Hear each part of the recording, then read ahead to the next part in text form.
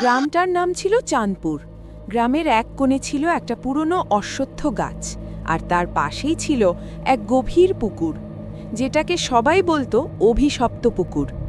রাতে কেউ ওদিকে যায় না, কারণ কথিত আছে সেখানে দেখা যায় এক সাদা শাড়ি পরা নারী। একদিন সন্ধ্যার পর গ্রামের ছেলে মাহিন অজান্তেই বন্ধুর বাড়ি থেকে ফিরতে দেরি করে ফেলে। পথ ছোট করতে সে সিদ্ধান্ত নিল পুকুর পাড় ধরেই যাবে। ওই পথে যাস না ভাই, ওখানে নাকি সাদা শাড়ির ভূত দেখা যায়। ভূত টুত বলতে কিছুই হয় না, এসব মানুষকে ভয় দেখানোর জন্য বলে। আমি ওই পথেই যাব, তাহলে তাড়াতাড়ি যেতে পারবো। এই কথা বলে মাহিন হাঁটা শুরু করে। হঠাৎ পুকুরের দিক থেকে টুপ টুপ জলে কিছু পড়ার শব্দ। মাহিন টর্চ জ্বালায়। টর্চের আলোয় দেখা যায় পুকুরের মাঝখানে এক সাদা শাড়ি পরা ছায়া স্থির দাঁড়িয়ে আছে। কে কে ওখানে? এত দেখি ভূত! বাঁচাও, বাঁচাও! আমি কিছু করিনি, আমাকে মেরো না। ছায়াটা ধীরে ধীরে মাথা নিচু করে ঘুরে দাঁড়ায়। চুলের ফাঁক থেকে দেখা যায় দুটি জলজলে আগুনের চোখ। হঠাৎ ভূতটা ভেসে ভেসে মাহিনের দিকে আসতে শুরু করে। মাহিন ছুটতে ছুটতে গ্রামের মোড়ে এসে পড়ে। সামনে তাকিয়ে দেখে রহিম তাকা দাঁড়িয়ে আছে। পিছনে ফিরে দেখে ভূতটা আর নেই। কিরে, তুই এভাবে ছুটে আসলি কেন? আর কি হয়েছে তোর? কাকা, ওই পুকুর পাড়ে ভূত আমার দিকে আসছিল। ভয়ে কোনো মতে পালিয়ে আসছি। ওই পুকুর পাড়ে তো দিনের বেলায় কেউ যায় না ভয়ে। ওই পুকুরে নাকি একজন নবধূকে কে জানি পানিতে ফেলে মেরে ফেলেছে। তখন থেকেই আত্মা ঘুরে বেড়ায়। তুই আর ওইদিকে যাস না, সাবধানে থাকিস। বাড়ি যা এখন। আর হ্যাঁ, হুজুরের কাছ থেকে পানি পড়া খা, ভয় কমে যাবে। একদিন গ্রামের মোড়লের ছেলে শহর থেকে গ্রামে আসে। কয়েক বছর পর গ্রামে আসায় রাস্তাঘাট ভুলে যায়। তাছাড়া সন্ধ্যাও হয়ে গেছে। কিছুটা হাঁটার পর দেখল একটা মেয়ে হেঁটে কোথায় জানি যাচ্ছে। মেয়েটার পিছু পিছু গিয়ে যখনই ডাক দিল, আমাকে চিনবেন না? আমি পারুল, এই গ্রামের এই মেয়ে। আপনি মোড়ল সাহেবের ছেলে না?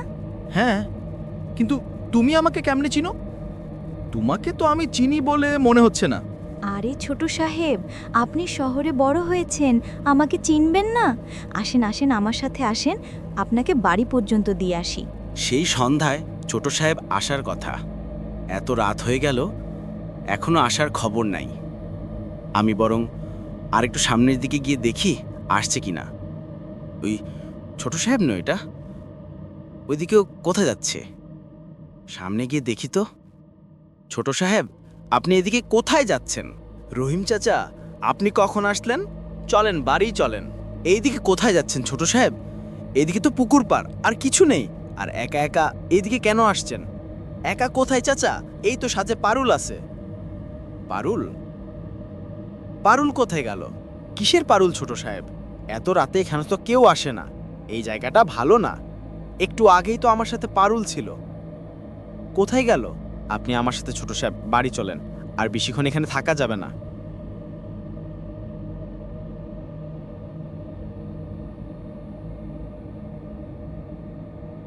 পারুল, আপনি এখানে বসে আছেন একা একা?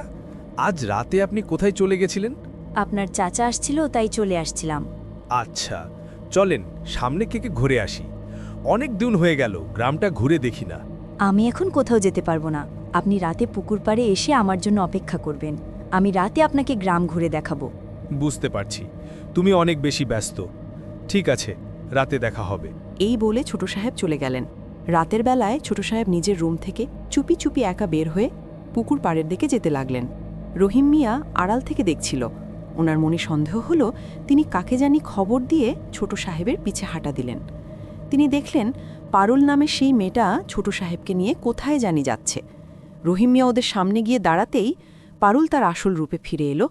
হা হা হা হা, তোদের দুইটাকে আজ একসাথে পেয়েছি। তোদের দুজনকেই মরতে হবে আমার হাতে। অনেক দিন এই দিনটার অপেক্ষায় ছিলাম। পারুল, আপনি ভূত। আমরা আপনার কি ক্ষতি করেছি? আমাদের মারবেন কেন? তোর বাবা আর রহিম মিলে আমার স্বামী আর আমাকে মেরেছে। এখন তোদের মেরে আমি প্রতিশোধ নিব। এই বলে যখনই মারতে যাবে সেখানে ওঝা চলে আসে, পারুলকে বন্দি করে ফেলে। রহিম মিয়া আর ছোট সাহেব প্রাণে বেঁচে যায়। কিন্তু ছোট সাহেব বাড়ি গিয়ে তার মোড়লকে অনেক কথা শোনায় এবং সারা জীবনের জন্য শহরে চলে যায়, যাতে তিনি বুঝতে পারে আপনজন হারানো কতটা কষ্টের। ভিডিওটি ভালো লাগলে এবং আরও এমন সুন্দর ভিডিও দেখতে আমাদের চ্যানেলটি সাবস্ক্রাইব করে পাশে থাকুন। ধন্যবাদ।